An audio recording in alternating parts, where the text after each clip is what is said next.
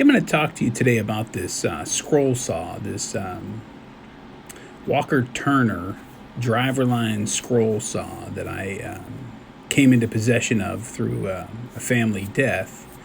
And it was in pretty good shape for it being almost 100 years old when I got it. So I had to figure out, how can I clean this up? How can I make it run better uh, with what I have into it? So I was able to grease the top spring area, learn how to install the blade properly, and just get it running to a point where it works. So here it is. A scroll saw built, I think, in and around the 1930s. With the original parts, it looks like the original motor. So I think I can probably keep it running for, I don't know, the next 50 years or so. So I'm going to try to incorporate this into some of my creative ideas and go from there.